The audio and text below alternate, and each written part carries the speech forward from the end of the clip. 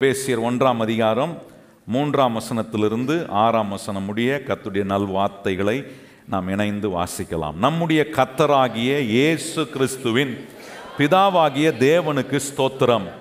அவர் கிறிஸ்துவுக்குள் உன்னதங்களில் ஆவிக்குரிய சகல ஆசீர்வாதத்தினாலும் நம்மை ஆசீர்வதித்து இருக்கிறார். தமக்கு முன்பாக நாம் அன்பில் பரிசுத்தம் உள்ளவர்களாகவும் குற்றம் இல்லாதவர்களுமாய் இருப்பதற்கு அவர் உலக தோற்றம் முன்னே கிறிஸ்துவுக்குள் நம்மை தெரிந்து கொண்டபடியே பிரியமானவருக்குள் தாம் நமக்கு தந்தருளின தன்னுடைய கிருபையின் மகிமைக்கு புகழ்ச்சியாக தம்முடைய தயவுள்ள சித்தத்தின்படியே நம்மை இயேசு கிறிஸ்துவின் மூலமாய் தமக்கு சுவிகார புத்திரர் ஆகும்படி முன்குறித்து இருக்கிறார். இந்த வசனங்களை வாசித்த பிறகு கண்டிப்பாக ஒரு சந்தேகம் நம்மளை விட்டு போகணும். நான் ஆசீர்வதிக்கப்பட்டவன் தானா? நான் ஆசீர்வதிக்கப்பட முடியுமா? அதற்கான பதில் தான் இங்கே சொல்கிறார். என்ன சொல்கிறாரு? உலகம் உண்டாகிறதுக்கு முன்னாடியே, மனுஷனை ஆண்டவர் உண்டாக்குறதுக்கு முன்னாடியே ஆசீர்வாதத்தை ஏற்பாடு பண்ணி வச்சுருந்தாராம். அந்த ஆசீர்வாதத்தை வைக்கிறதுக்கு இடம் இல்லை. அதனால்தான் வேதம் சொல்லுகிறது, உன்னதங்களில் உள்ள ஆவிக்குரிய சகல ஆசீர்வாதம். பூமி இல்லை, மனுஷன் இல்லை, ஆனால் ஆசீர்வாதம் இருக்குது. அந்த ஆசீர்வாதத்தை பூமி வர்றதுக்கு முன்னாடியே, மனுஷன் வர்றதுக்கு முன்னாடியே ஆயத்தம் பண்ணி வச்சுருந்தார். இந்த ஆசீர்வாதத்தை வைக்க ஒரு இடம் இருந்துச்சு. அந்த இடம் எதுனா, திருத்துவத்தில் இருக்கிற 2வது நபராகிய இயேசு கிறிஸ்துவின்குள்ள கொண்டு போய் எல்லா ஆசீர்வாதத்தையும் வச்சுட்டாராம். அதனால தான் பாருங்கள், பிதா தம்முடைய ஒரே பேரான குமாரனை, இந்த உலகத்தை அவர் எவ்வளவா நேசித்தார் என்பதை, உலகத்தில் இருக்கிற மனிதர்களை ஆண்டவர் எவ்வளவா நேசித்தார் என்பதை காட்டுவதற்கு யாருக்குள்ள எல்லா ஆசீர்வாதத்தையும் வச்சிருந்தாரோ அவரே அனுப்பிட்டார். இயேசு கிறிஸ்து 2000 ஆண்டுகளுக்கு முன்பாக வந்ததனுடைய முக்கிய கருப்பொருள் என்ன? அவருக்குள்ள மனுஷனுக்கு வேண்டிய எல்லா ஆசீர்வாதமும் இருக்கிறது. ரட்சிப்பு, பாவ மன்னிப்பு, சாபத்திலிருந்து விடுதலை, ஏன்னா இருளிலிருந்து வெளியே வரக்கூடிய, ஏன்னா சமாதானம், எல்லா காரியங்களும் இந்த கிறிஸ்துவுக்குள்ள இருக்கிறதுனால அவரே அனுப்பி நம்முடைய பாவத்தெல்லாம் அவர் ஏற்றுக்கொண்டு நம்முடைய தண்டனைக்காக அவர் தண்டனை அனுபவித்து சாபத்திலிருந்து நம்மளை முற்றிலும் விடுதலை பண்ணி இந்த இயேசுவை ஆண்டவராய் ஏற்றுக்கொள்கிற ஒவ்வொருவருக்கும் என்ன செய்கிறார்னா, நமக்குள்ளே அவர் வந்து அவருக்குள் வைக்கப்பட்ட எல்லா ஆசீர்வாதங்களையும் நமக்கு கொடுக்கிறார். பக்கத்தில் பார்த்து சொல்லுங்க, அவருக்குள் வைக்கப்பட்ட எல்லா ஆசீர்வாதங்களையும் நமக்குள்ள இருந்து ஒவ்வொரு நாளும் செயல்படுத்தி கொண்டிருக்கிறார். அதுதான் பெரிய விசேஷமான காரியம். இந்த ஆசீர்வாதத்தை செயல்படுத்துறதுக்கு ஆண்டவர் சொல்றாரு, இதற்காக நான் உன்னை உலக தோற்றத்துக்கு முன்னாடியே தெரிந்து கொண்டேன்பான்றாரு. என்ன மாதிரி ஒரு தேவன் பாருங்க! இந்த ஆசீர்வாதத்துக்காகவே, அந்த ஆசீர்வாதத்தில் வாழணுன்றதுக்காகவே என்ன தெரிந்து கொண்டது மாத்திரம் இல்லை, மனுஷன் பாவம் செய்வான், பாவத்தில் விழுந்து போவான், அவனை மீட்க ஒரு மீட்பர் வேணும், அவனை விடுவித்து அவனை ரட்சித்து மறுபடியும் பரலோகம் கொண்டு போகக்கூடிய ஒரு டெஸ்டினி ஒவ்வொரு மனுஷனுக்கும் ஆண்டவர் நியமித்து வைத்ததுனால ஆசீர்வாதத்தை மாத்திரம் உலக தோற்றத்துக்கு முன்னாடி இல்லை, தீத்து 1:2-3 வார்த்தையை நாங்கள் சொல்லியிருக்கிறது, நித்திய வாழ்வுக்கான வாக்கு தத்தத்தையும் உலக தோற்றத்துக்கு முன்னாடியே கொடுத்துட்டாராம். எல்லா மனுஷனுக்கு தேவையான எல்லாவற்றையும் ஆண்டவர் உலக தோற்றத்துக்கு முன்னாடியே செஞ்சு வச்சிருக்கிறார். நல்லா கவனிக்கணும், நீங்கள் அதை கொஞ்சம் சிந்திச்சு பார்க்கணும். உங்களுக்கு நடக்கிற காரியங்கள், உங்களை சுற்றி நடக்கக்கூடிய காரியங்களை வைத்து நான் ஆசீர்வதிக்கப்பட்டவனா, நான் வாழ்க்கையில் முன்னேற முடியுமா? சவால்கள், பிரச்சனைகள் வாழ்க்கை மோதும் போது, சந்தேகங்களை எழுப்பும் போது, அந்த சந்தேகத்தின் நடுவே ஒரு நிச்சயத்தோட வாழணும். அந்த நிச்சயம் என்னன்னா, என்ன நடந்தாலும் நான் கர்த்தரால் ஆசீர்வதிக்கப்பட்டவன். எத்தனை பேர் கையை உயர்த்தி சொல்ல முடியும்? என்ன நடந்தாலும் நான் எப்படிப்பட்டவன்? அதற்காக தெரிந்து கொள்ளப்பட்டவனா இருக்கிறேன். நித்திய வாழ்வை ஆண்டவர் எனக்கு வாக்குத்தத்தமாக கொடுத்திருக்கிறார். அது மாத்திரம் இல்லை, எபிரேயர் 4:3 வார்த்தை நான் சொல்லியிருக்கிறது, இந்த ஆசீர்வாதத்துக்கான கிரியைகளை உலக தோற்றத்துக்கு முன்னமே அவர் முடித்திருந்தும். இங்கதான் ரொம்ப முக்கியமாக கவனம். எல்லாத்தையும் முடிச்சு வச்சிருக்கிறாரு, ஆனா அதை விசுவாசிக்கிறவர்கள் தான் அதை அனுபவிக்கிறவங்களா இருப்பார்கள்.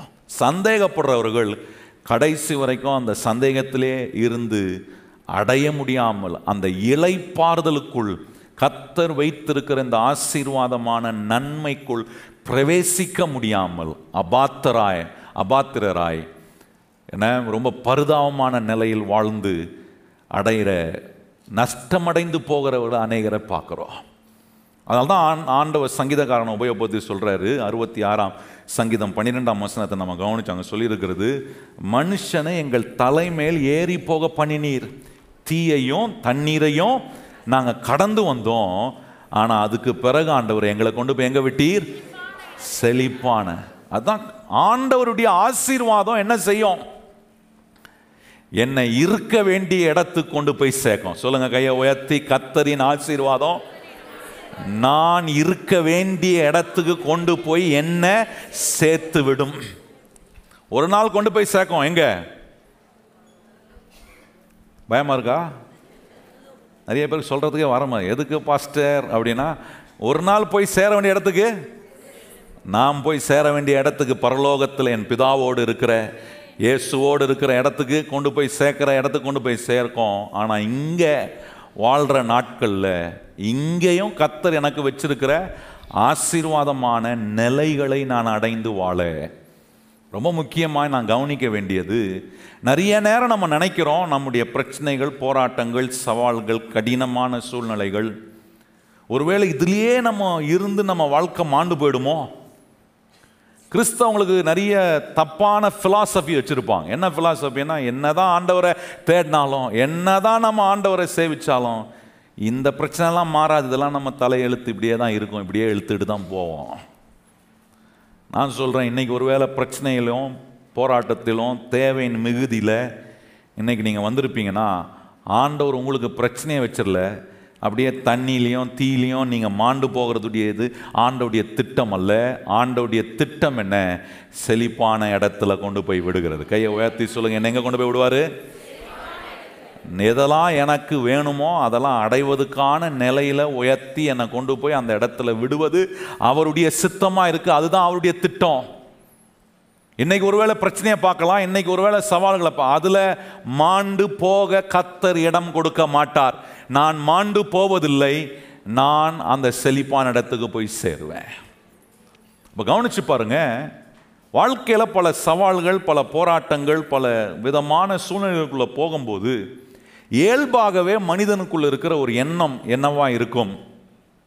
இயல்பான ஒரு மனிதனை நீங்கள் கவனிச்சிங்கன்னா, கஷ்டம், பிரச்சனை, ஒரே நெருக்கடி, இப்படியே தலைவலியாக போயிட்டுருக்கிற வாழ்க்கையில் ஒரு இயல்பாக இருக்கிற ஒரு மனுஷன் என்ன யோசிப்பான்? எப்படியாவது இதுலேருந்து மீண்டு வர்றதுக்கு ஒரு வழி இல்லையா? யோசித்துருக்குறோமா நம்முடைய வாழ்க்கையில்? என்ன அப்படி யோசித்துருக்கீங்களா? என்ன உங்களெல்லாம் பார்த்தா எதுவுமே நீங்கள் யோசிக்காத மாதிரியும், நேராக இங்கேருந்து இப்போ பரலோகத்துலேருந்து வந்திருக்கீங்களோ, திருப்பியும் பரலோகம் போயிடுவீங்கன்னு நினைக்கிறேன். ஆனால் அப்படி இல்லை, பூலோகத்தில் தான் வாழ்கிறோம். வீட்டிலேருந்து தான் கிளம்பி வந்திருக்கிறோம். கிளம்பி வரும்போது எவ்வளோ பிரச்சனை இருந்துச்சுன்னு கிளம்பி வந்த உங்களுக்கு தான் தெரியும். பல பிரச்சனைகள், பல போராட்டங்கள், சவால்கள் மத்தியில் வரும்போது நம்ம நினைக்கக்கூடாது ஆண்டவர் இதிலே நம்மளை விட்டுருவார், இப்படியே போயிடும். கிடையாது. நமக்கு என்ன எண்ணம் வரணும்னா, இதுலேருந்து நான் மீண்டு வர முடியும், ஏன்னா என்னை ஆசீர்வதிக்கிற ஒரு கர்த்தர் இருக்கிறார், அதற்காகவே என்னை தெரிந்து கொண்டிருக்கிறார். அப்போ கவனிச்சு பாருங்க, மனுஷனுக்குள்ள ஆண்டவர் என்ன எண்ணத்தை வைக்க விரும்புகிறார்? மீண்டு வர முடியும், உயர்ந்து வர முடியும், மேலோங்கி வர முடியும்ன்ற எண்ணத்தை ஆண்டவர் மனுஷனுக்குள்ள வைக்கிறாரு. இந்த எண்ணம் கண்டிப்பா நமக்கு வரணும். நல்லா கவனிச்சு பாருங்க, இந்த அப்வர்ட் திங்கிங். நம்ம அநேக நேரத்தில் இந்த மேலோங்கி வருகிற எண்ணங்கள் நமக்கு இருக்க மாட்டுது. பெரும்பாலும் பிரச்சனைகள், போராட்டங்களை பார்த்த உடனே இதுலேருந்து நோக்கி கீழே போயிடுவோமா தான் யோசிக்கிறோம். இன்னைக்கு நிறைய நேரத்தில் நம்முடைய வாழ்க்கையில் நாம் சந்திக்கிற சூழ்நிலைகள் போய் நிற்கும் போது, இதை தாண்டுவேனா, இதில் மாண்டு போயிடுவேனா, இதுலேருந்து நான் வெளியே வரதுக்கு வாய்ப்பு இருக்கா, நான் முன்னேற முடியுமா என்கிற கேள்விகள் நமக்கு நேராக வரும்போது, அநேகர் என்ன எப்படி யோசனை போகுதுன்னா, மேலோங்கி வருகிற எண்ணம் வரமாட்டுது. இதில் அவ்வளோதான், முடிஞ்சிடும் போல இருக்குது நம்ம கதை. நான் சொல்கிறேன், நம்ம கதையை கர்த்தர் முடிக்க விட மாட்டார். புதிய துவக்கத்தை கூட கர்த்தரால் நமக்கு ஏற்படுத்தி கொடுக்க முடியும். எத்தனை பேர் விசுவாசிக்கிறீங்க? இன்னைக்கு ஒருவேளை எல்லாம் முடிஞ்சிச்சு அப்படின்ற எண்ணத்தோடு நீங்கள் வந்திருக்கலாம். ஆனால் கர்த்தர் சொல்ற, இல்லை இல்லை, இனிமேதான் உன்னை கொண்டு ஒரு புதிய காரியத்தை செய்ய நான் ஆரம்பிக்கிறேன். உன்னால முடியாதுன்னு சொல்லாத. உன்னோடு இருக்கிற கர்த்தரால கூடாதது ஒன்றுமே. அப்ப பாருங்க, அந்த மேலோங்கி வருகிற எண்ணம் வரணும். சொல்லுங்க, எனக்கு என்ன எண்ணம் வரணும்? மேலோங்கி வரணும். இப்படியே இருந்துடக்கூடாது, இப்படியே மாண்டு போயிடக்கூடாது. இல்லை இல்லை, கர்த்தர் என்னை மேலே உயர்ந்து வர. நான் சொல்கிறேன் கர்த்தருடைய பிள்ளைகளே, இன்னைக்கு நீங்கள் என்ன நிலையில் இருந்தாலும் அல்லது எந்த ஸ்தானத்தில் கர்த்தர் உங்களை வச்சுருந்தாலும் அதில் திருப்தி அடையாதீங்க. திருப்தி அடையாதீங்கன்னா அதை தப்பான விதத்தில் சொல்ல, இது போதும், இதிலே செட்டில் ஆகிடாதீங்க. ஏன்னா இதை காட்டிலும் ஒரு மேலான உயர்வை கர்த்தர் உங்களுக்கு வைத்திருக்கிறார் என்பதை சொல்லதான் இப்போ நான் சொல்றாரு. உன்னுடைய எண்ணங்களை மேலோங்கி வரவை. நம்முடைய எண்ணங்கள் மேலோங்கி வரணும். வரலனா நான் சொல்றேன், சீக்கிரமா ஒரு மாதிரி சோர்ந்து போகிறதுக்கும் உடைந்து போகிறதுக்கும் நாமே நம்ம இடம் கொடுத்துடுறோம். பாருங்க, இந்த கதை எல்லாருக்கும் தெரியும் நினைக்கிறேன். நண்டெல்லாம் பிடிச்சி ஒரு கூடைக்குள்ளே போட்டாங்களாம். கேட்டிருக்கீங்களா அந்த கதையை? பிடிச்சி போட்ட நண்டுலாம் எந்த ஊர் நண்டுன்னீங்க? இந்தியா நண்டு. நம்ம தமிழ்நாடு நண்டுன்னு வச்சிங்க. ஏன் சென்னை நண்டுன்னே சொல்லுவோம். சென்னை நண்டெல்லாம் பிடிச்சி ஒரு கூடைக்குள்ளே போட்டாங்களாம். கூடைக்குள்ளே போட்ட உடனே ஏதோ ஒரு சென்னை நண்டுக்கு ஒரு புத்தி வந்துச்சு. என்ன புத்தி? இங்கேயே எப்படி நம்ம கூடைக்குள்ளேயே இருக்கிறது, கூடை மேலே திறந்துருக்க, கொஞ்சம் ஏறி போய் அப்படி எகிரி குதிச்சு போயிடலாம் வெளியே அப்படின்னு நினச்சி ஒரு சென்னை நண்டு என்ன பண்ணிச்சான்? அப்படியே மெதுவாக சுரண்டி சுரண்டி சுரண்டி மேலே ஏறிச்சான். பாருங்க, கூட இருக்கிற மற்ற சென்னை நண்டுலாம் பார்த்துச்சான். என்ன இவன் மட்டும் ஏறி போகிறான், பொச்சி இழு அவனை அப்படின்ட்டு இழுத்து. இந்த வேலையை செய்ய பிசாசு எப்பவுமே ரெடியாக இருப்பான்.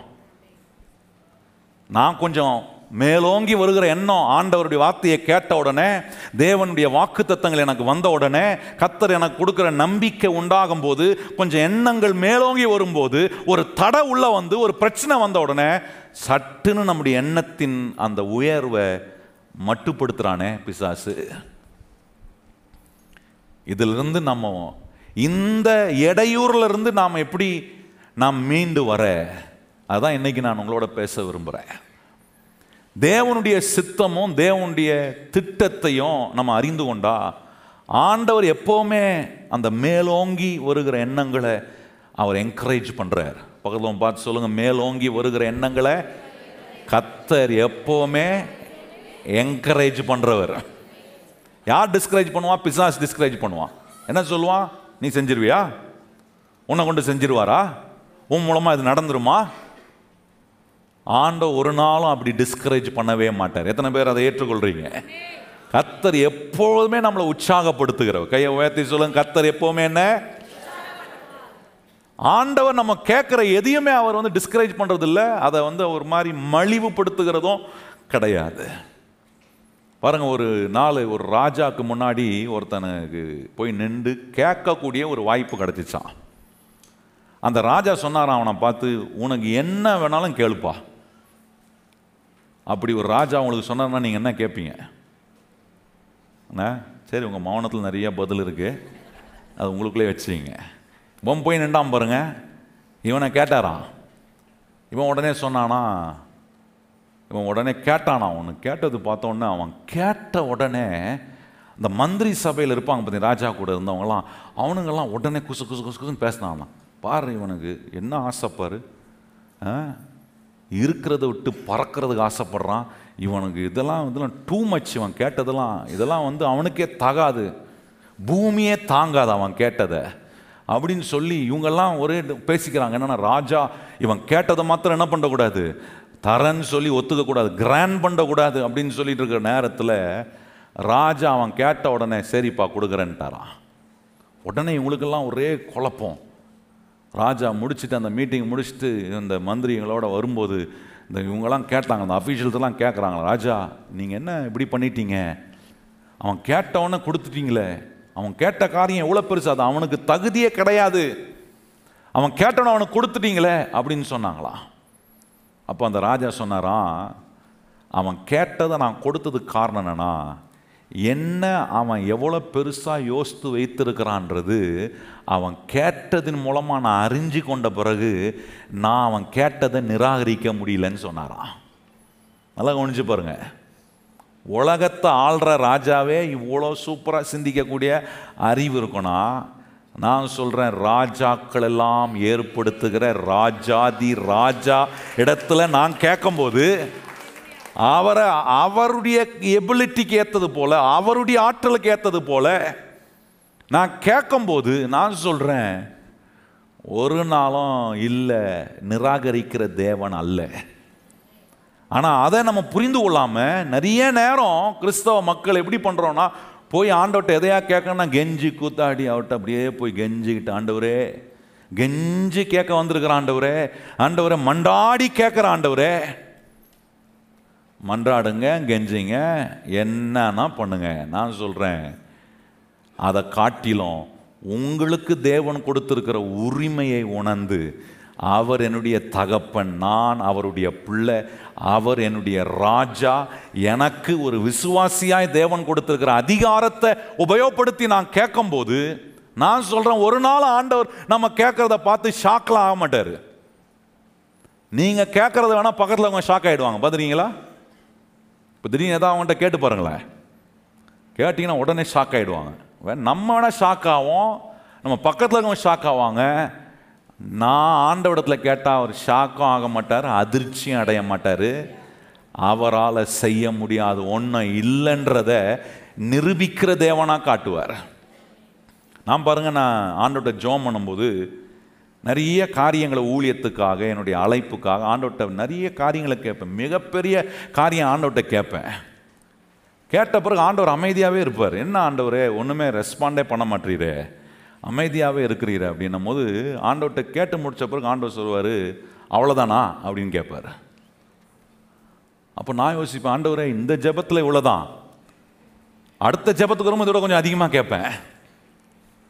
ஆண்டவர் கேட்ட காரியம் எப்படி பண்ணுச்சுன்னா, என்ன எப்படி சிந்திக்க வச்சுச்சுன்னா, நம்ம எவ்வளோ பெருசாக கேட்டால் கூட அது அவருக்கு பெருசாகவே இல்லை, அது அவர் பெருசாக ஒரு பொருட்டாகவே நினைக்கிறது இல்லை.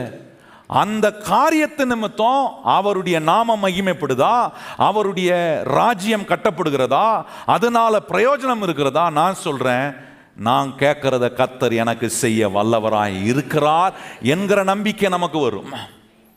ஆனால் நம்முடைய வாழ்க்கையில் என்னன்னா, நிறைய நேரம் ஆண்டவர்கிட்ட கேட்கறதுக்கே நமக்கு தயக்கம். கேட்கக்கூடிய ஒரு ஜெபத்தில் ஒரு ஆண்டவர்கிட்ட ஒரு காரியத்தை கேட்கும், நம்ம கேட்கும் போதே நமக்குள்ள ஒரு எண்ணத்தை பிசா சொன்னோம், இதெல்லாம் உனக்கு ரொம்ப ஓவரா இல்லை, உனக்கு கொடுத்துருவார் ஆண்டவர் நீ கேட்டா. அதனால தான் நான் இன்னைக்கு உங்களுக்கு காட்டுறேன், ஆண்டவர் நம்மளை ஆசீர்வதிக்கிறதுக்கான திட்டத்தை நம்ம வந்த பிறகு போடலை, நம்ம வர்றதுக்கு முன்னாடியே போட்டு வச்சிருக்கிறார். அப்படிப்பட்ட தேவனிடத்தில் நம்ம கேட்கும்போது நல்லா கவனிங்கள், நம்முடைய எண்ணங்கள் அப்படியே ஒரு மாதிரி கீழே போகிற எண்ணமாக இருக்காது, கீழ் நோக்கி போகிற எண்ணமாக இருக்காது.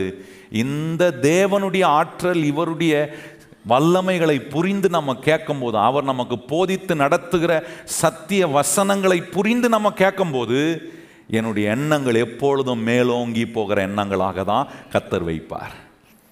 அதுதான் ஆண்டவர் சொல்றாரு, நீ கீழாகாமல் என்னவாய்.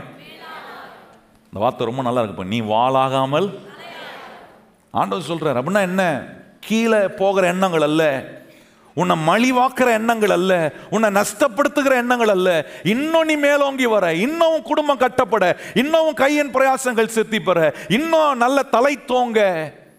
ஏன் இதெல்லாம் நடக்குது? கர்த்தருடைய பிள்ளைகள் ஆண்டவர் செய்கிற கிரியைகளுக்கு அடையாளமாய் நம்மளை மாற்றுவதற்காக. இப்படிப்பட்ட எண்ணங்களை கர்த்தர் நம்ம கொடுத்து நம்மளை தேவன் நடத்துகிறார். அந்த எண்ணத்தில் ஒன்று என்ன உறுதியாக இருக்கணும்னா, என்ன நடந்தாலும், என்ன பிரச்சனைகள், என்ன சவால்கள், என்ன தண்ணியையும் தீயையும் நான் கடக்க வேண்டியதாக இருந்தாலும், என்னை கர்த்தர் கொண்டு போய் செழிப்பான இடத்துல அவர் விடுவார் என்கிற மேலான எண்ணம் இருக்கணும். எத்தனை பேர் கையை உயர்த்தி சொல்றீங்க, ஆண்டவரே என்ன நடந்தாலும், என்ன தடைகள் வந்தாலும், என்ன கர்த்தர் செழிப்பான இடத்துல கொண்டு போய் விடுவார் என்கிற மேலான எண்ணங்கள் இருக்கும்னா, நான் சொல்றேன் கர்த்தருடைய பிள்ளைகளே, நிச்சயமா அதுக்கு நேராக கர்த்தர் உங்களை நடத்துவார். பாருங்க, இப்போ ஒரு உதாரணத்தை காண்பிக்கிறேன் பைபிள்ல இருந்து. இந்த எண்ணம் இல்லாமல் இருந்ததினாலே இஸ்ரவேல் மக்கள் எப்படிப்பட்ட நிலையில் இருந்தாங்கன்றத இந்த வேத வசனங்கள் நமக்கு ரொம்ப தெளிவாய் சொல்லுது. உபாகமம் 26ஆம் அதிகாரத்தில் பாருங்க, எங்கே இருந்தார்கள்? எகிப்து தேசத்தில் இருக்கிறாங்க. அவர்கள் இருந்த காலகட்டத்தில் எகிப்து தேசம் முழு உலகத்துக்கும் தெரிந்த ஒரு காரியம் என்னன்னா, எகிப்து வளமான தேசம். ஏன்னா 70 பேரா இஸ்ரவேல் மக்கள் உள்ளே அந்த எகிப்துக்குள்ள போனார்கள். அதுக்கு பிறகு அந்த எகிப்து தேசத்தை ஆண்டவர் செழிப்பாக்கி முழு உலகத்துக்கும் காட்டுறாரு. இங்க எல்லா வளனும் செழிப்பும் இருக்கக்கூடிய இடமாய் எகிப்தை கர்த்தர் மாற்றுறாரு. யோசேப்பு உள்ள போகிறான். யோசேப்பின் மூலமா அதுக்கு பிறகு அடுத்த தலைமுறை அப்படியே மாறி மாறி அந்த எகிப்து தேசத்தை வளம் நிறைந்த தேசமா கர்த்தர் மாத்துறாரு. அதுக்கு பிறகு இந்த இஸ்ரவேல் மக்கள் அங்கே இன்னொரு பார்வோன் இந்த இஸ்ரவேல் மக்களை அடிமையாக்குகிறான். இப்போ இந்த அடிமையாக்கப்பட்ட இஸ்ரவேல் மக்கள் அடிமையாய் வாழ்வதற்கு தங்களை ஒப்பு கொடுத்ததுக்கு காரணம் என்ன? அதான் நல்லா கவனிக்கணும். தேவன் அவர்கள் அங்க அடிமையா இருக்கணும்னு வைக்கல.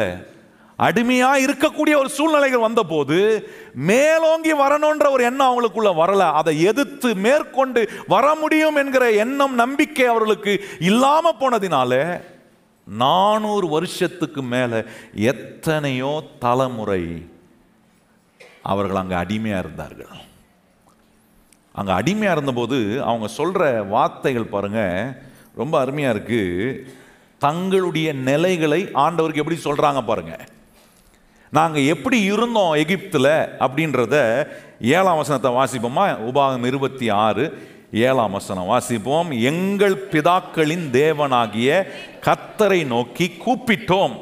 கர்த்தர் எங்கள் சத்தத்தை கேட்டு எங்கள் சிறுமையையும் எங்கள் வருத்தத்தையும் எங்கள் ஒடுக்கத்தையும், இது என்ன சொல்றான்? பார்த்தார்னா என்ன? இப்படிதான் இருந்தோம் நாங்க.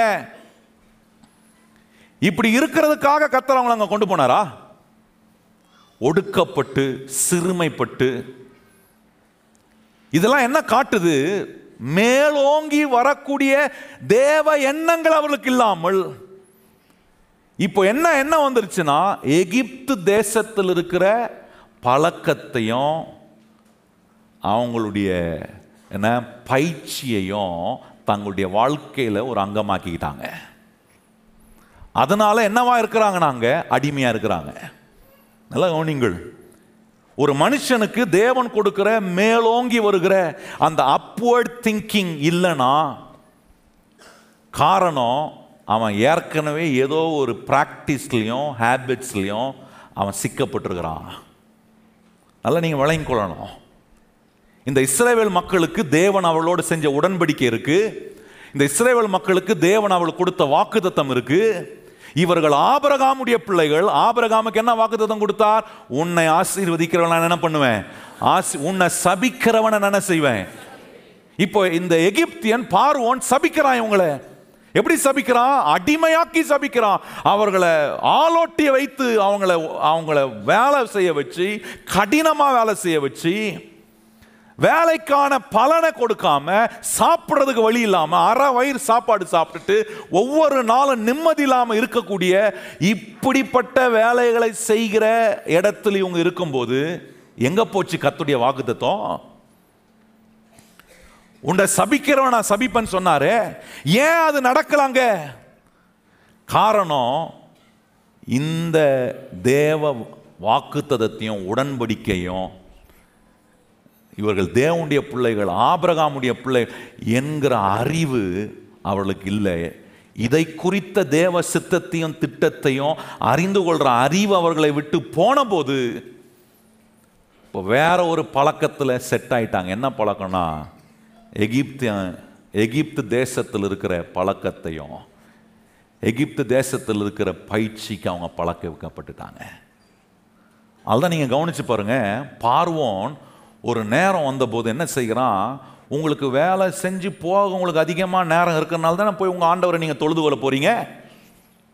அதனால அதை கூட ஸ்டாப் பண்றதுக்கு என்ன பண்ணானா, இது வரைக்கும் நான் உனக்கு செங்கலை கொடுத்து வேலை செய்ய சொன்னேன், இனிமே நீயே போய் எகிப்து தேசம் முழுவதும் சுத்தி கண்டுபிடிச்சு கொண்டு வந்து வேலை செய்யணும். வேலையை இன்னும் கடினமாக்குறான். நல்ல கவனிங்கள். இப்படி வேலையை கடினமாக்கும் போது அப்பவாது சிந்திச்சிருக்க வேணாமா இந்த இஸ்ரவேல் மக்கள்? இது இல்லையே நம்முடைய ஸ்தானம். இப்படி வாழ்வதற்காக தேவன் நம்முடைய ஆபிரகாம், ஈசாக், யாக்கோபுக்கு அவர் வாக்கு பண்ணலையே. அப்போவாது கொஞ்சம் சிந்திச்சிருந்தானா கொஞ்சம் மேலோங்கி வருகிற எண்ணம் வந்திருக்கும். ஆனா அவனுக்கு வரல பாருங்க. அவன் என்ன பண்றான்? அப்படி பண்ணாலும் அதோட செட் ஆகிறான். போய் ஓகே பார்வோன், நீ சொல்றபடியே செய்கிறேன். இன்னைக்கு நிறைய கிறிஸ்தவங்க அப்படிதான். சர்ச்சைக்கு வருவாங்க, ஆண்டவர் ஆராதிப்பாங்க, எல்லாம் கேட்பாங்க. உலகத்துக்கு போனோன்னா உலகத்தோட ஒத்து போயிடுறது.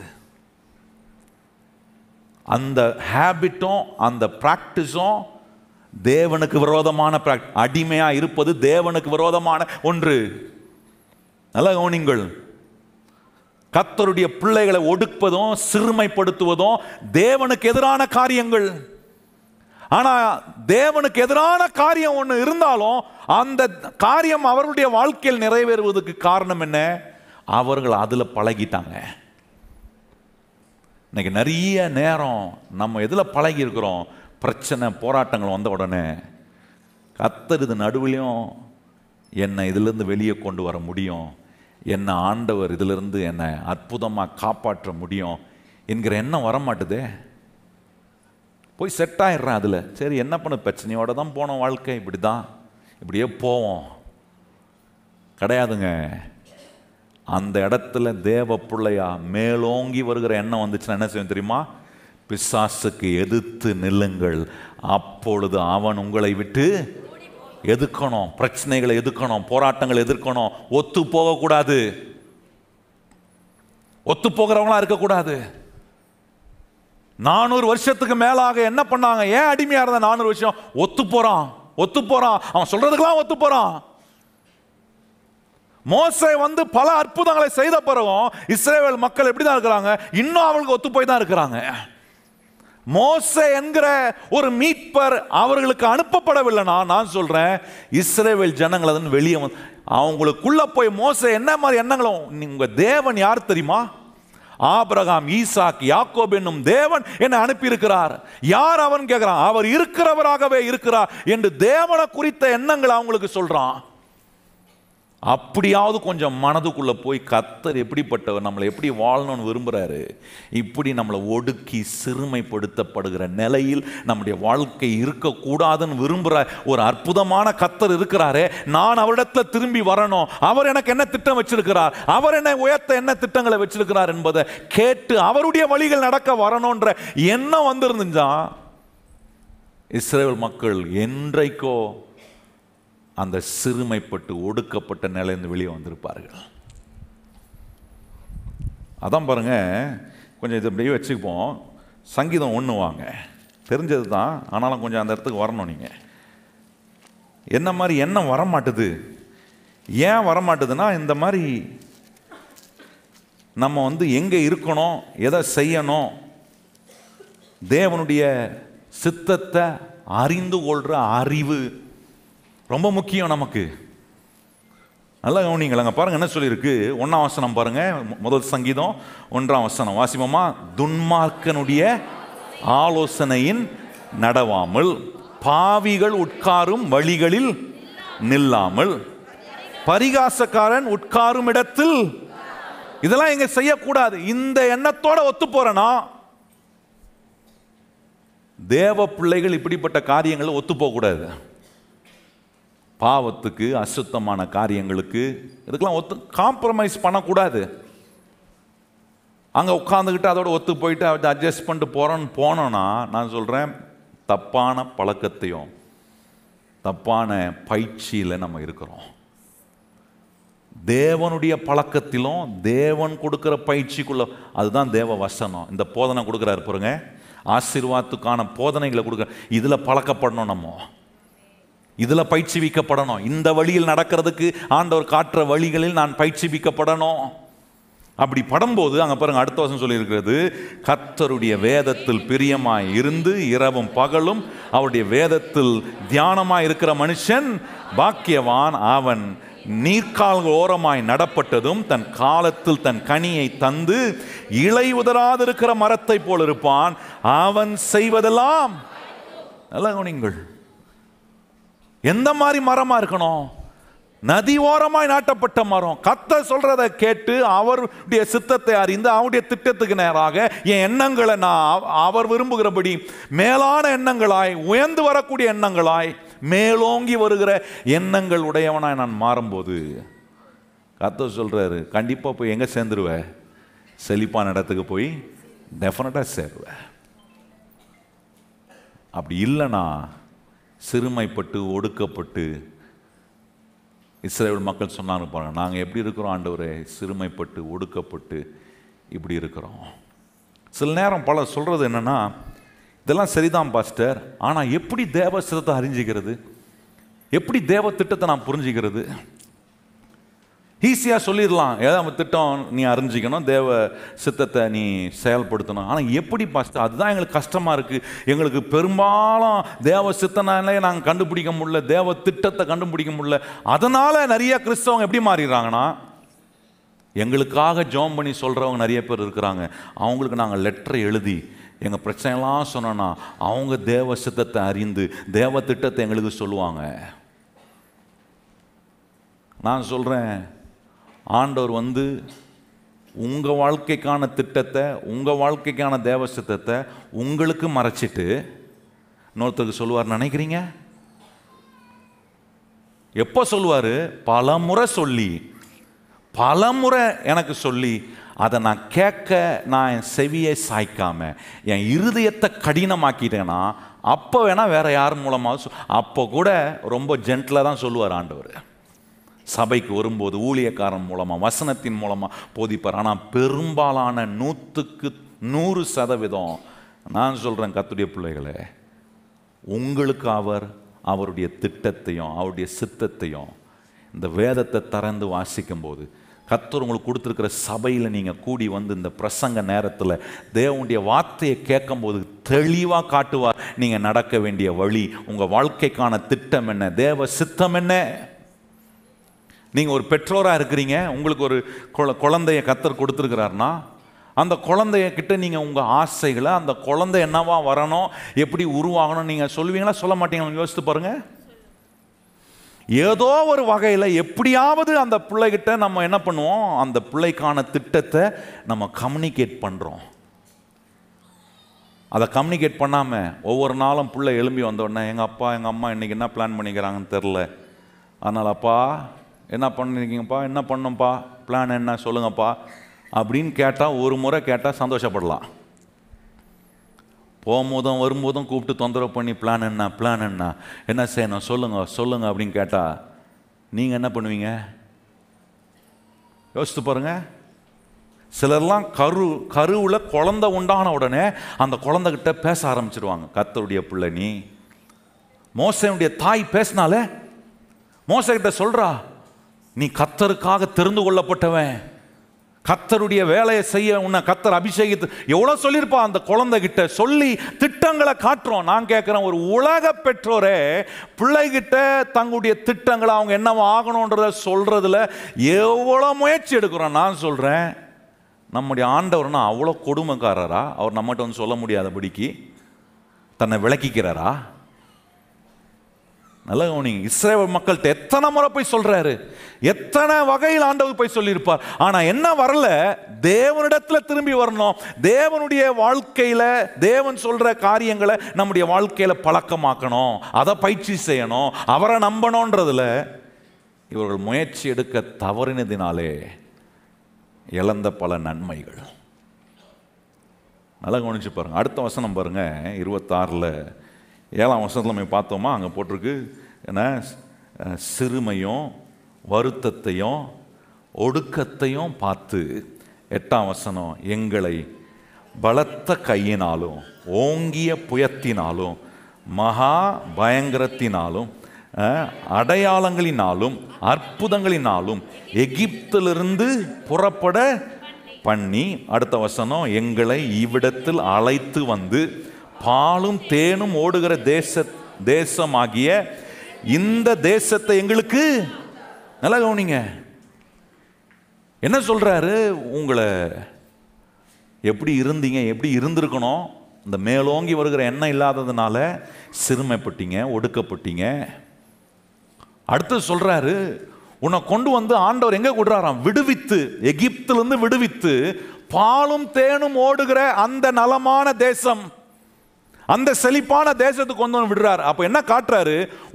உன்னை நான் ஒரு இடத்துல இருந்து விடுவிக்கிறது மாத்திரம் இல்ல, விடுவித்த தேவன் உன்னை இறுதி வரைக்கும் கொண்டு போய் சேர்க்க வேண்டிய இடத்துல சேர்க்கிற வரைக்கும் நான் உன்னோட கிரியை செய்து கொண்டு இருக்கிறேன். அதனால யாக்கோபுக்கு சொன்னாரு, நான் உனக்கு சொன்னதை செய்து முடிக்கும் அளவும் நான் உன்னை விட்டு விலகுவதும் இல்லை.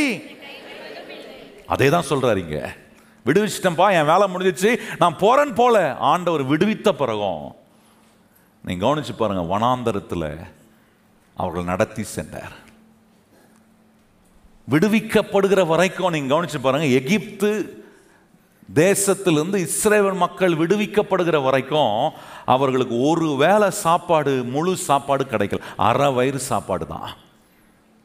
ஆனா விடுவித்து ஆண்டவர் கானானுக்கு கொண்டு போகிற வழியா இருந்த அந்த வனாந்தர பிரயாணம் இருக்கு பாருங்க, அந்த பிரயாணத்தில் ஆண்டவர் என்ன செஞ்சாருன்னா ஒவ்வொரு நாளும் வேண்டிய தேவைகளை கர்த்தர் சந்திச்சார்.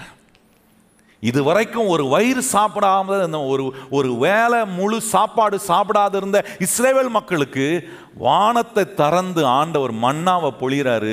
அன்னன்னைக்கு வேண்டியதை அவன் சாப்பிட்டு திருப்தி அடைகிறான். இப்போ அவனுக்கு எப்படி இருந்தோம் கொஞ்சம் யோசித்து பாருங்க. எகிப்தில் இருந்தோம், அரை வயிறு சாப்பாடு தான் கிடச்சிச்சு, வேலையை போட்டு புழிஞ்சு எடுத்தாங்க. ஆனால் இந்த வனாந்திரத்துக்கு வந்திருக்கிறோம், கர்த்தர் நமக்கு ஒவ்வொரு நாளும் சாப்பாடு கொடுக்குறாரு, ஒவ்வொரு நாளும் நம்முடைய தேவைகளை சந்திக்கிறாரு. பாருங்க, அங்கே இருக்கும் போதும் திருப்தி இல்லாமல் இருந்தான். எப்படி திருப்தி இல்லாமல் இருந்தான்? ஒடுக்கப்பட்டு, சிறுமைப்பட்டு, மேலோங்கி வருகிற எண்ணம் அவனுக்கு வரல. இப்போ இந்த வனாந்திரத்தில் நடக்கும்போது கூட மேலோங்கி வருகிற எண்ணம் வரமாட்டுது. பாருங்க, என்ன எண்ணம் வந்துருச்சுன்னா, நமக்கு தான் அங்கே சாப்பாடு இல்லாமல் இருந்ததுக்கு இங்கே வனாந்திரத்தில் டெய்லியும் ஒரு சாப்பாடு கொடுக்குறாரு, போதும். அங்கே கூட என்ன வரல, கானானுக்கு கொண்டு போவேன்னு சொன்ன எண்ணம் அவனுக்குள்ள வரல.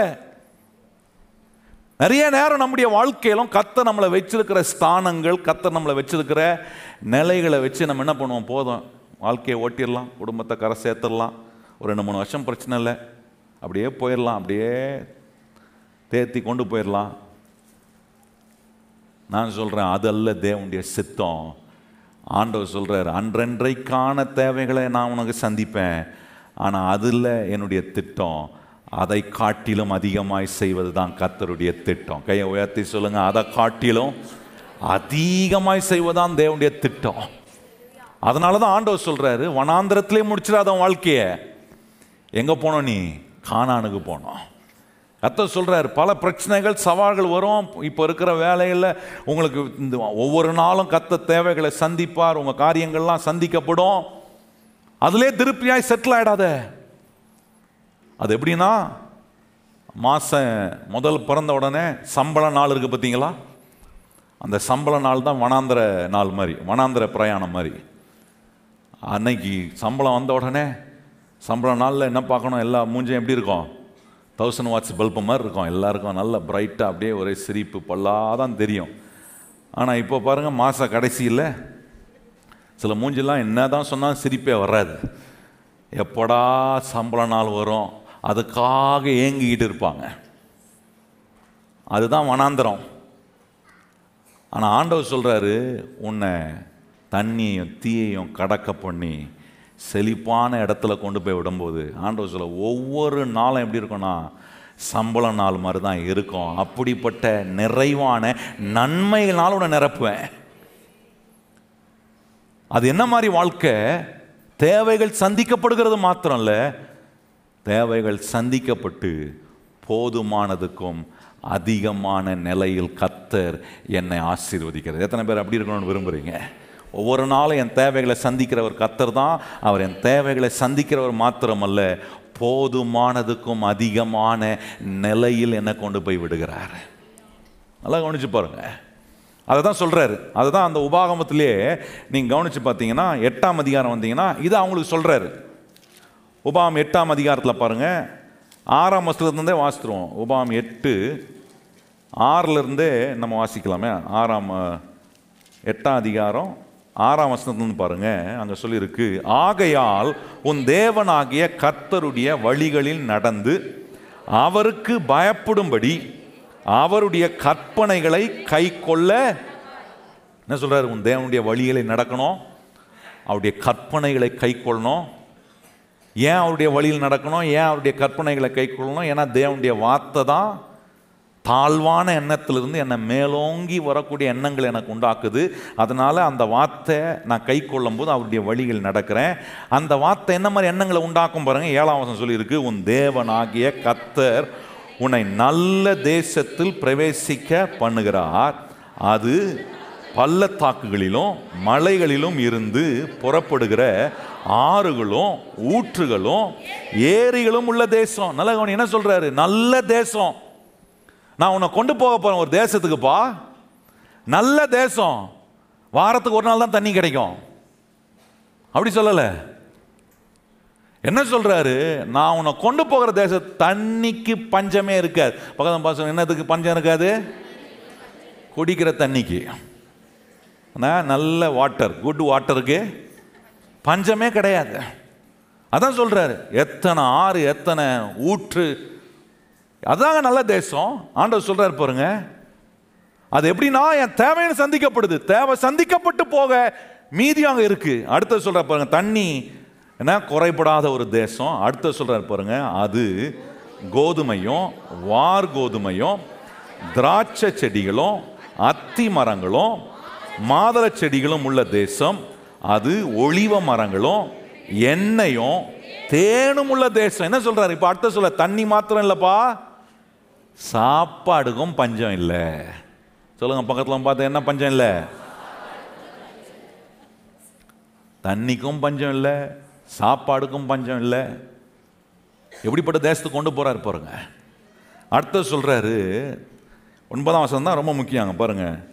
அது தாழ்ச்சி இல்லாமல் அப்பம் புசிக்கத்தக்கதும். தாழ்ச்சி இல்லாமல், சொல்லுங்க வாய் தந்த, எப்படி என்ன தேசத்துக்கு கொண்டு போக விரும்புறாரு? தாழ்ச்சி இல்லாமல் அப்பம் புசிக்கத்தக்கதும் ஒன்றும் உனக்கு, எல்லாரும் சொல்லுங்க, ஒன்றும் உனக்கு இல்ல எனக்கு, சொல்லுங்க, ஒன்றும் எனக்கு குறைவுபடாததுமான தேசம். அது கல்கள் இரும்பாய் இருக்கிறது, செம்பு வெட்டி எடுக்கத்தக்க மழை உள்ளதுமான தேசம். நல்லா கவனி, என்ன சொல்றாரு? எல்லா ரிசோர்ஸும் நிறைந்திருக்கிற ஒரு தேசம். கல் வெட்டி எடுத்தா இரும்பு, எல்லாம் என்னென்ன ரிசோர்ஸ் வேணுமோ. தண்ணிக்கு பஞ்சம் இல்லை, சாப்பாடுக்கு பஞ்சம் இல்லை, வாழ்வாதாரத்துக்கு வேண்டிய ரிசோர்ஸுக்கு பஞ்சம் இல்லை. அது சொல்லும்போது சொல்றாரு, ஒன்றும் உனக்கு குறைபடாத தேசம். கையை உயர்த்தி சொல்லுங்க, ஆண்டவர் எப்படி கொடுப்பாரு? ஒன்றும். ஆண்டவரே இந்த தேவை சந்திச்சுட்டு ஆண்டவரே, ஆனாலும் ஆண்டவரே அப்படி இந்த இழுக்கிற வேலைலாம் இருக்காது. நிறைய இழுக்கிறாங்க பாருங்க. ஆண்டவர் இதுக்கு சந்திச்சிட்டீர், ஆனால் அப்புறம் அதுக்கு இல்லை ஆண்டவரே, கொஞ்சம் அதையும் கொஞ்சம் பார்த்து பண்ணாண்டு. ஆனால் இங்கே சொல்றாரு, ஒன்றுக்கும் நீ குறைபடாத தேசத்துக்குள்ள. எத்தனை பேர் விசுவாசிக்கிறீங்க? உங்கள் வாழ்க்கையை கர்த்தர் எப்படிப்பட்ட நிலை கொண்டு வர விரும்புகிறார்? தினந்தோறும் தேவைகளை சந்திக்கிறார், அதோட நிறுத்தல அவரு. அதுக்கு பிறகு சொல்றாரு, ஒன்றும் குறைபடாத தேசத்துக்கு உன்னை கொண்டு போ. உன்னுடைய வாழ்க்கை அப்படி மாறணும்னு கர்த்தர் விரும்புகிறாரு. இப்போ கேள்வி, இஸ்ரவேல் மக்களுக்கு இதெல்லாம் சொன்னாரு, இவ்வளோ சொல்லி இருந்தோம், பிறகு ஏன் இஸ்ரவேல் மக்கள் 40 வருஷம் வனாந்தரத்தில் சுத்தினாங்க? என்ன மாதிரி தேசத்துக்கு கொண்டு போன்னு சொல்றாரு? தண்ணிக்கு பஞ்சம் இல்லை, சாப்பாடுக்கு பஞ்சம் இல்லை, ரிசோர்ஸஸுக்கு பஞ்சம் இல்லை, வாழ்க்கைக்கு வேண்டிய வளன் அங்கே பஞ்சம் இல்லை. ஆனாலும் ஏன் குறைப்பட்டுச்சு? ஏன் இதை அவர்கள் அனுபவிக்க முடியல? 40 வருஷம் ஏன் சுத்தினார்கள்? காரணம், இந்த மேலோங்கி வருகிற தேவ திட்டத்துக்கு ஏதுவான எண்ணங்கள் அதை அவர்கள் பழக்கமாக்கலை, அதை பயிற்சி செய்ய தங்களை ஒப்பு கொடுக்கல. பாருங்க, அதுக்கு பதில் எபிரேயர் 3ஆம் அதிகாரம் வாங்க. எபிரேயர் 3ஆம் அதிகாரத்தில் அதற்கான பதிலை கர்த்தர் அங்கே சொல்றாரு. ஏன் இவர்களால் ஒன்றும் குறைபடாத தேசத்துக்குள்ள போய் அதை அனுபவிக்க முடியாமல் போனதுக்கு காரணம் என்ன?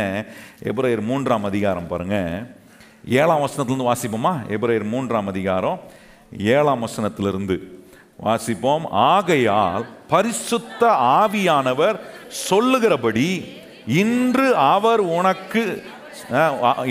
அவருடைய சத்தத்தை கேட்பீர்களாகில், வனாந்திரத்தில் கோபம் ஊட்டின போது சோதனை நாளிலும் நடந்தது போல உங்கள் இருதயங்களை கடினப்படுத்தாதிருங்கள். அங்கே உங்கள் பிதாக்கள் என்னை சோதித்து என்னை பரீட்சித்து பார்த்து 40 வருஷ காலமாய் என் கிரியைகளை கண்டார்கள். ஆதலால் நான் அந்த சந்ததியை அரோசித்து அவர்கள் எப்பொழுதும் வழுவி போகிற இருதயம் உள்ள ஜனம் என்று என்னுடைய வழிகளை அறியாதவர்கள் என்று சொல்லி. நல்லா கவனிங்க, என்னுடைய வழிகளை அறியாதவர்கள். எப்படி இருந்தாங்க அவங்க? வழியை காட்டுறாரு, நல்ல தேசத்தை சொல்றாரு, தண்ணிக்கு பஞ்சம் இல்லை, சாப்பாடுக்கு பஞ்சம் இல்லை, ஒன்றும் உனக்கு குறைபடாதுன்னு சொல்ற அந்த வழியில் வருவதற்கு அவர்கள் ஆயத்தமா இல்லை.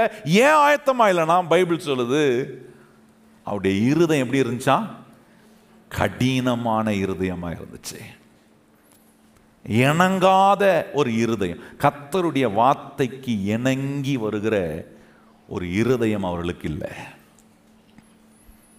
என்னதான் ஆண்டவர் வச்சிருந்தாலும், எவ்வளோ நன்மைகளை கர்த்தர் வச்சிருந்தாலும், நம்முடைய இருதயம் இணங்கி வரலனா, நம்முடைய இருதயம் கடினமாக இருக்கணும். நான் சொல்கிறேன், எவ்வளோ ஆயத்தம் பண்ணி அவர் உலக தோற்றத்துக்கு முன்னாடியே எல்லா ஆசீர்வாதங்களையும் எல்லா வழிகளையும் அதற்காக போட்டு ஆயத்தம் பண்ணி வச்சிருந்தாலும், அவர் காட்டுற வழிகளில் நடக்க, அவர் சொல்கிற பழக்கத்தை பயிற்சிப்பிக்க நான் என் இருதயத்தை அவருக்கு நேராக திருப்பாம என் இருதயத்தை கடினமாக்குவேனா, தேவன் எனக்கு வைத்திருக்கிற ஒன்றும் குறைபடாத தேசத்துக்குள்ள நான் போக முடியாது. அதான் சொல்றார், உங்கள் பிதாக்கள் என்னை சோதித்து பரீட்சித்து 40 வருஷம் அவர்கள் வனாந்தரத்தில் இருந்தது. காரணத்தை அங்க சொல்றார். காரணம் அவங்களுடைய இருதயம் கடினம் உள்ள இருதயமா இருந்துச்சு. தேவ சமூகத்துக்கு நீங்க வரும்போது உங்க இருதயத்தை கடினமாக்க கூடாது. நல்ல கவனிங்க கர்த்தருடைய பிள்ளைகளே. சர்ச்சைக்கு வருவேன், உட்கார்ற இடத்துல நான் கேட்பேன், ஏதோ ஒன்று சொல்றாங்க அப்படின்ட்டு நீங்க இல்லாம, தேவன் தம்முடைய ஆசீர்வாதத்தை உங்களுக்கு செயல்படுத்துவதற்கு அவர் காட்டுகிற வழிகளை இணங்கி நான் ஏற்றுக்கொள்ளும் போது கடினமான நிலைக்கு என்னை நான் விலக்கி கொள்றேன். பிசாசு பாருங்க, கர்த்தருடைய வார்த்தை கேட்கிற நேரம் மாத்திரம் தான் கடினமாக்க பார்ப்பான். இந்த எண்ணங்களுக்குள்ள மனதுக்குள்ள போகாதபடிக்கு தடுக்கக்கூடிய வேலைகளை செய்வான். நான் ஒரு தீர்மானம் எடுக்கணும். ஆண்டவரே, நான் இங்கே வரும்போதெல்லாம் என் இருதய கடினத்தை நீர் என்னை கேட்க பண்ணுகிற வசனத்தினாலே அதை லகுவாக்குவீராக. எசேக்கியாவில் வாசிக்கிறோம் பாருங்க, 36ஆம் அதிகாரம் 26ஆம் வசனம் சொல்லி இருக்கிறது. கடினமான இருதயத்தை அவர் எடுத்து போட்டு சதையான இருதயத்தை, எப்படி சதையான கடினமான இருதயத்தோட வரலாம், ஆனா இங்க தேவன் பேசுற வசனங்கள் உள்ள போகும்போது எவ்வளவு கடினமான இருதயமா இருந்தாலும் கேட்கிற வசனம் என்ன பண்ணுதுன்னா சதையான இருதயமாய் மாட்டுகிறது. அந்த சதையான இருதயமாய் மாறும்போது நீங்க கேட்கிற இந்த சத்தியம் உங்களை எல்லாவற்றையும் விடுதலை பண்ண வல்லமை உள்ள வார்த்தையாய் மாறுகிறது. பாருங்க, கடின இருதயத்துக்கு இன்னொரு உதாரணத்தை கொடுத்து நான் முடிக்க விரும்புகிறேன். சங்கீதம் 68 வாங்க. 68ஆம் சங்கீதத்தில் கவனிச்சிங்கன்னா 3 காரியங்களை அங்கே சொல்லப்பட்டிருக்கு. 68ஆம் அதிகாரத்தில் கவனிச்சிங்கன்னா 4ஆம் வசனத்திலிருந்து நம்ம வாசிக்க போகிறோம். அதில் கவனிச்சு பாருங்க, இந்த இருதய கடினம் நம்மளை செக் பண்ணணும் ஒவ்வொரு நாளும். என் இருதயம் கடினமான இருதயமாக இருக்கு, இன்னும் தாழ்வாகவே நினச்சிட்டு இருக்கிறேன்னா அப்படின்னா கடினமான இருதயம். ஏன்னா தேவனுக்கு நான் இணங்கலை. கர்த்தர் எனக்கு எவ்வளவோ சொல்றாரு, கர்த்தரின் ஆசீர்வாதத்துக்கான வழியை காட்டுறாரு, இன்னொன்று ஆசீர்வதிக்கப்படுவதற்கான வழியில வரலனா ஏதோ ஒரு இடத்துல என் இருதயத்தை கடினமாக்குறேன். கடினமாகிற இருதயமாகவே இருக்க விட்டுட்டீங்கன்னா ரொம்ப கஷ்டம். இன்னைக்கு காட்டுறோம் பாருங்க, அங்கே சங்கீதம் 68 வந்துட்டீங்களா? 4ஆம் வசனம் வாசிப்போமா? 4ஆம் வசனம் வாசிப்போம்.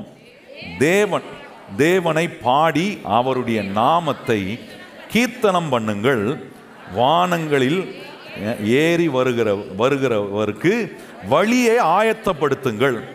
அவருடைய நாமம் யெகோவா, அவருக்கு முன்பாக களி கூறுங்கள். தம்முடைய பரிசுத்த வாசஸ்தலத்தில் இருக்கிற தேவன் திக்கற்ற பிள்ளைகளுக்கு தகப்பனும் விதவைகளுக்கு நியாயம் விசாரிக்கிறவருமாய் இருக்கிறார். தேவன் தனிமையானவர்களுக்கு வீடு வாசலை ஏற்படுத்தி கட்டுண்டவர்களை விடுதலை ஆக்குகிறார். துரோகிகளோ வனாந்திர பூமியில் தங்குவார்கள். 3 காரியத்தை கவனிக்கிறோம் இங்க. ஒன்னு சொல்றாரு, திக்கற்ற பிள்ளைகள். திக்கற்ற பிள்ளைகள், நாங்க அனாதை, எனக்கு யார் இருக்கிறா, அப்பா இல்லை அம்மா இல்லை, நான் ரொம்ப அனாதை, இப்படி சொல்லிக்கிட்டு இருக்கிறவங்களுக்கு கர்த்தர் சொல்றாரு, நீ திக்கற்றவனா இருந்தீனா நான் உனக்கு தகப்பனா இருக்கிறன்றத மறந்துடாத. உலக தகப்பன் இருந்து செய்கிறத காட்டிலும் பரலோக தகப்பனாய் இருந்து அதிக நன்மையை உனக்கு நான் செய்ய முடியும்னு காட்டுறாரு. இங்க என்ன நம்பிக்கை இருக்கு? ஒரு திக்கற்றவனுக்கு கூட அவர் தகப்பனா இருக்க முடியும்.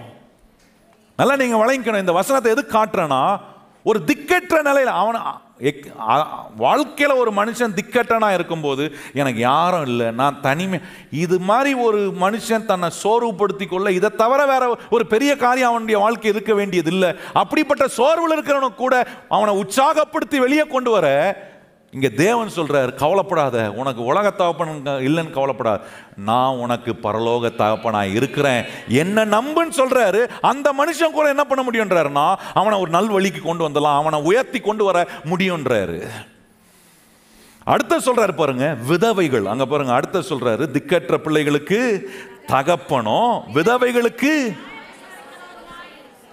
விதவைகளுக்கு ஒரு பயம். எனக்கு யார் இனி நியாயம் செய்வார், என் சார்பாக யார் இனிமேல் பேசுவா, அவ்வளோதான், நான் விதவை ஆயிட்டேன், இனிமேல் என்னை கேட்கறதுக்கு யார் இருக்கிறா, எனக்கு நியாயம் செய்ய யார் இருக்கிறா. அப்படி சொல்கிறவங்களுக்கு கூட கர்த்தர் நீதிபரராய் நியாயாதிபதியாய் விசாரிக்கிறவராய் இருக்கிறாருன்னு வேதம் சொல்லுது. இந்த ரெண்டுமே 2 எக்ஸ்ட்ரீமுங்க. திக்கற்றவர்கள் விதவைகள், அவர்களுடைய வாழ்க்கையில் இருக்கிற வேதனைகள், திக்கற்றவா இருக்கிறவங்களுடைய வேதனையை கொஞ்சம் யோசித்து பாருங்க. அப்படிப்பட்டவர்களுக்கு கூட ஒரு நம்பிக்கை இருக்குன்றாரு. என்ன நம்பிக்கை இருக்குன்னா, அவர்களுக்கு ஒரு தகப்பன் இருக்கிறார், அவர்களுடைய விஷயத்தை விசாரித்து நியாயம் செய்ய ஒரு தேவன் இருக்கிறார். நீ அப்படிப்பட்ட நிலையில் இருந்தா, நீ கர்த்தரை நம்பினா உனக்கு திக்கற்றனா இருக்கலாம், ஒருவேளை நீங்க கைவிடப்பட்டவங்களா இருக்கலாம், உங்களுக்கு வழி இருக்கு நீங்க வாழ்க்கையில மேலோங்கி வருவதுக்கு. ஆனால் 3வது ஒன்று சொல்லியிருக்கிறாரு பாருங்க, அதுக்கு ரொம்ப பரிதாபம். 6ஆம் வசனத்தை பாருங்க, சொல்லியிருக்கு, தேவன் தனிமையானவர்களுக்கு வீடு வாசல்களை ஏற்படுத்தி கட்டுண்டவர்களை விடுதலை ஆக்குகிறார். துரோகிகளோ வறண்ட பூமியில், துரோகிகளோ ஆங்கிலத்தில் எப்படி வந்திருக்குன்னா ரிபெல்லியஸ். துரோகிகள், ரிபெல்லியஸ்னா முரட்டாட்டம் உள்ளவர்கள். இந்த முரட்டாட்டம் உள்ளவர்களை இன்னும் கொஞ்சம் விலைக்கு சொல்லணும் அப்படின்னா, சொன்ன பேச்சை கேட்காதவர்கள், அவங்க தான் முரட்டாட்டம் உள்ளவர்கள், அவங்கள தான் ரிபெல்லியஸ். இந்த இஸ்ரவேல் மக்கள் எப்படி இருந்தார்கள்? ரிபெல்லியஸா, இருதயம் கடினமான போது அவர்கள் எப்படி மாறிட்டாங்கன்னா, முரட்டாட்டம் உள்ள, சொன்ன பேச்சை கேட்காத. ஆண்டவர் என்ன சொல்றது, நாங்கள் என்ன கேட்கறது? அப்படி இருக்கிற ஒரு நிலைமை என்னன்னு சொல்றாருன்னா, அப்படிப்பட்டவங்களுக்கு தகப்பன் இருக்கலாம், தாய் இருக்கலாம், வேலை இருக்கலாம், எல்லா வசதி இருக்கலாம், எல்லா செல்வாக்கம் இருக்கலாம், ஆனால் அவன் எங்கே தான் தங்குவான்றாரு? வறண்ட பூமி. அவன் வாழ்க்கையில் என்ன இருக்காது? சந்தோஷம், சமாதானம், வாய்ப்பே கிடையாது.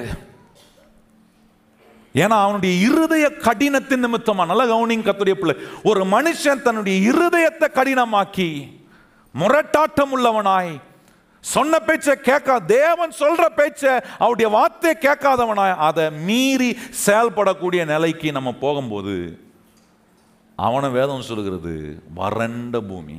இப்படிதான் இருந்தாங்க இஸ்ரவேல். அந்த வனாந்தரத்தில் அவங்க மாண்டு போனதுக்கா எவ்வளவோ சொன்னார், எவ்வளவோ அற்புதம் காட்டினார், இருதயம் மாத்திரம் கடினமாக. அதான் சொல்றார் ஆண்டவர், 40 வருஷம் என்னை சோதித்து பரீட்சித்து பார்த்தார்கள். கர்த்தருடைய பிள்ளைகளை, இன்னைக்கு ஆண்டவர் நமக்கு சொல்ற காரியம், நம்ம வாழ்க்கையில் நம்முடைய இருதயத்தை எந்த விதத்திலும் கடினப்படுத்த ஒப்பு கொடுத்துடக்கூடாது. ஒவ்வொரு நாளும் செக் பண்ணணும். ஆண்டவரே, நான் துரோகியாக இருக்கக்கூடாதப்பா, நான் ரிபலஸாக இருக்கக்கூடாது, நான் முரட்டாட்டம் உள்ளவனாக இருக்கக்கூடாது.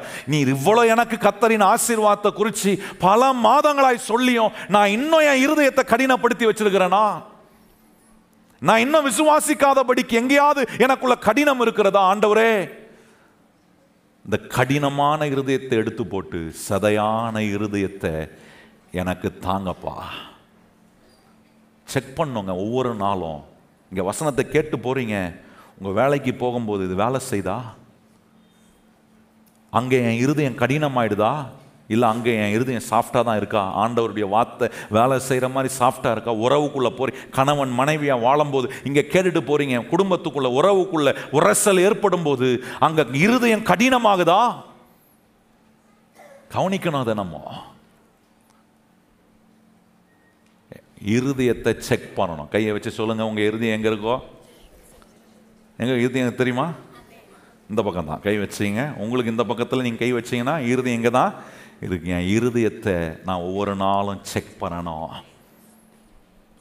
சிலலாம் சாப்பிட்டு ரொம்ப சைஸாக ஏறிடுவாங்க, பார்த்துருக்கீங்களா? ஓவர் வெயிட் ஏறிடும். ஏறிச்சுன்னா சிலருக்குலாம் வெயிட் ஏறிடும் பாருங்கள். ஏறினோடனே அவங்க கால் அவங்களுக்கே தெரியாது, குனிஞ்சு தேடுவாங்க, எங்கள் காலை காணமேன்னு தேடுவாங்க சிலர்லாம். அப்படிப்பட்டவன்ட்ட கேட்டு பாருங்கள், என்னங்க நீங்கள் இப்படியே வெயிட் போட்டுனேங்கிறீங்க, காலே தேடி கண்டுபிடிக்கிற மாதிரி ஆயிடுச்சு உங்களுக்கு, என்ன இப்படி பண்ணுறீங்கன்னா அவன் சொல்லுவான், நான் ஒன்றும் பெருசாலாம் சாப்பிட்றதே இல்லை தெரியுமா. அதோட நிறுத்தினா பரவாயில்ல. அது கூட ஒன்று சொல்லுவாங்க பாருங்க, என்னன்னே தெரில, ஒரே மர்மமாக இருக்குது, நான் சாப்பிட்றதே இல்லை, ஆனால் வெயிட்டு மட்டும் ஏறிடுது, ஊதிடுது உடம்பெல்லாம்.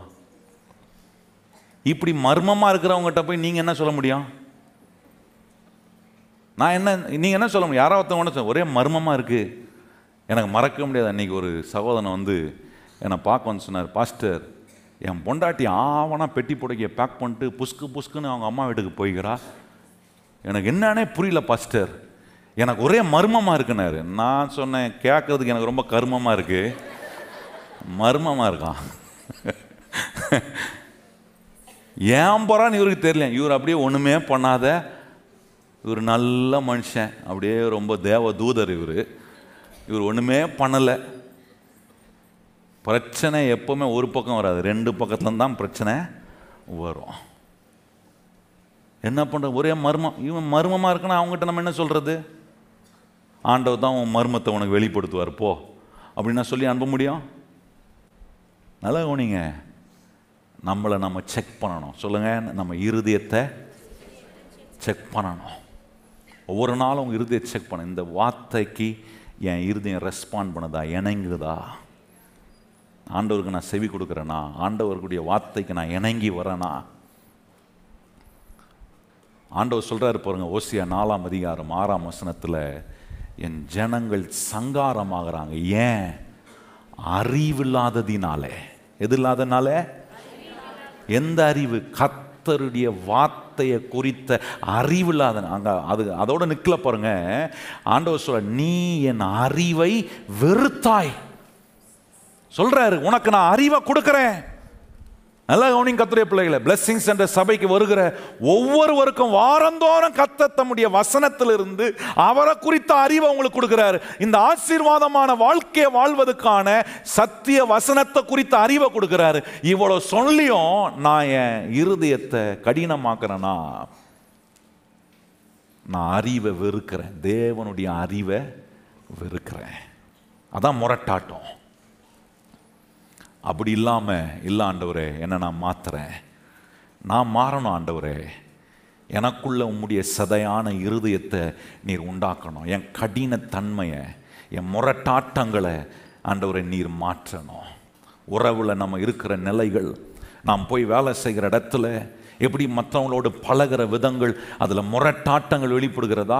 நீ என்ன சொல்கிறது, நான் என்ன கேட்கறது, கீழ்ப்படியாமல் சொல் பேச்சை கேட்காத நிலை மனுஷங்கிட்டையும் காட்டுறோம், ஆண்டவர்கிட்டையும் காட்டுறோம், குடும்பத்தில் இருக்கிறவங்ககிட்டையும் காட்டுகிறோம், பெரிய இடத்திலும் காட்டுகிறோம். இது எல்லாமே என்ன செய்யும்னா, நம்மளை நாளுக்கு நாள் தேவன் வைத்திருக்கிற செழிப்பான இடத்துக்குள்ளே போகாதபடிக்கு தடுக்கும். ஆண்டவர் சொல்றாரு, தீயும் தண்ணீரையும் கடந்து வருவ, ஆனா நீ செழிப்பான இடத்துக்கு போய் சேருவ. போய் சேருவதுக்கு ஆண்டவர் சொல்றாரு, இருதயத்தை செக் பண்ணு.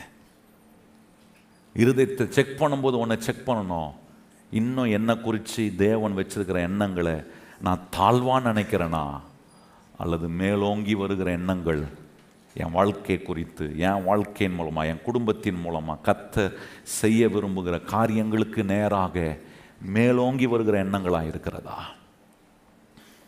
மேலோங்கி வருகிற எண்ணமாக இருந்தால் நான் சொல்கிறேன், அறிவை வெறுக்கலை, அறிவை நான் வரவேற்கிறேன். என்னுடைய வாழ்க்கையில் அறிவை வரவேற்றா நான் சொல்கிறேன், உங்களை மகிமைப்படுத்துகிற கர்த்தர் உங்கள் கூடவே இருந்து உங்கள் நிலைகளை அவர் உறுதிப்படுத்தி இப்போ இருக்கிற நிலையை காட்டிலும் மிக உயர்வான நிலைக்கு கர்த்தர் உங்களை உயர்த்தி கொண்டு வர அவரால் முடியும் என்பதை நம்பி நீங்கள் ஒன்று செய்யணும். ஒவ்வொரு நாளும் கேட்குற வசனத்தெல்லாம் எடுத்து செக் பண்ணணும், என் இருதயம் கடினமாக இருக்கா, இல்லைன்னா என் இருதயம் இணங்கி கர்த்தருடைய வார்த்தைக்கு செயல்படுகிறதா? ஆண்டவர் சொல்கிறத நீங்கள் செயல்படுத்துவீங்கன்னா நான் சொல்கிறேன், உங்களை போல ஒரு வெற்றி உள்ள மனுஷன் இந்த உலகத்தில் யாருமே இருக்க முடியாது. அப்படிப்பட்ட நிலையில் நாம் வாழ எத்தனை பேர் ஆண்டவருக்கு ஒப்பு கொடுக்குறீங்க? எழும்பி நிற்போம், நம்ம ஜெபம் பண்ணலாம். 2 கரங்களையும் கர்த்தருக்கு நேராக உயர்த்தி எத்தனை பேர் ஆண்டவருக்கு நன்றி சொல்கிறீங்க? ஆண்டவரே, நிறைய வசனங்களை நாங்கள் கேட்குறோம், நிறைய காரியங்கள் எங்களுக்கு போதிக்கப்படுகிறது. நாங்கள் கேட்ட போதிக்கப்பட்ட எல்லா வசனங்களையும் எங்கள் இருதயத்தில் நாங்கள் ஆண்டவரை ஆராய்ந்து பார்க்கணும். எங்கள் இருதயம் கடினமாக இருக்கா, அல்லது நீர் விரும்புகிறபடி ஆண்டவரே உமக்கு இணங்கி சதையான இருதயத்தை உடையவர்களாய் நாங்கள் உம்முடைய சித்தத்தை அறிந்து கீழ் நோக்கி இருக்கிற எண்ணங்கள் அல்ல, மேலோங்கி வருகிற எண்ணங்களினால கர்த்தர் எங்களை நிரப்புகிறீர். அந்த சிந்தனை உள்ளவர்களாய் எங்களை மாற்றும். ஆண்டவரே, நாங்கள் வனாந்திரத்திலே இருந்துடக்கூடாது.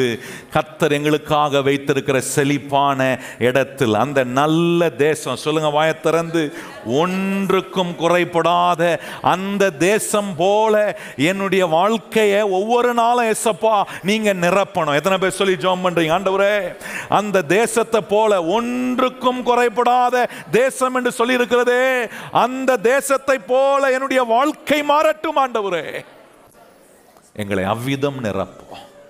என்னென்னலாம் குறைபட்டிருக்கிறதோ அதெல்லாவற்றையும் நீர் ஆண்டவரே நிரப்பி எங்களை பலப்படுத்தி நடத்தும்.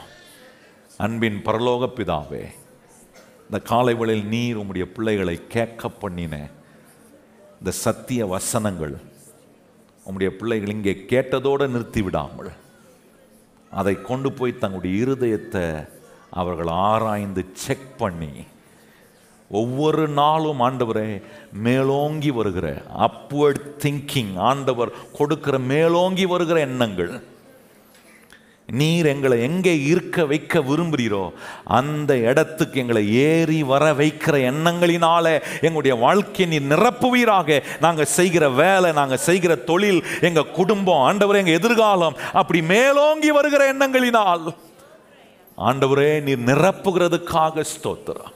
எல்லா வெறுமையும் ஆண்டவரே, சிறுகி போகிற எண்ணங்கள், ஆண்டவரே சிறுமைப்படுகிற ஒடுக்கப்படுகிற அந்த எண்ணங்கள் எல்லாம் இயேசுவின் நாமத்தில் எங்களை விட்டு ஒளியட்டும். ஆண்டவரே, நீர் எங்களில் செய்ய விரும்புகிற உம்முடைய ஆசீர்வாதமான கிரியைகளுக்கு உண்டான பாதையில நாங்கள் நடந்து செல்ல எங்களை உம்முடைய கரத்தில் ஒப்பு கொடுக்கிறோம்.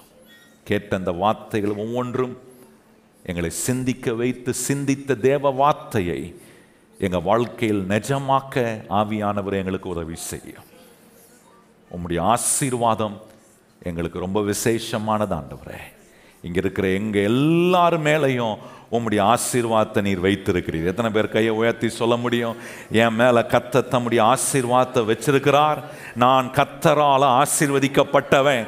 சொல்லுங்க வாயைத் திறந்து, நான் கர்த்தரால ஆசீர்வதிக்கப்பட்டவன். என் குடும்பம் கர்த்தரால ஆசீர்வதிக்கப்பட்ட குடும்பம், என் தொழில் கர்த்தரால ஆசீர்வதிக்கப்பட்ட தொழில், என் கையின் பிரயாசம் கர்த்தரால ஆசீர்வதிக்கப்பட்ட பிரயாசம், நாம் படிக்கிற படிப்பு கர்த்தரால ஆசீர்வதிக்கப்பட்ட ஒரு கிரியையா இருக்கிறதுனாலே நாங்க அதுக்கு எதிராய் வர எதையும் நாங்க நம்ப மாட்டோம் ஆண்டவரே.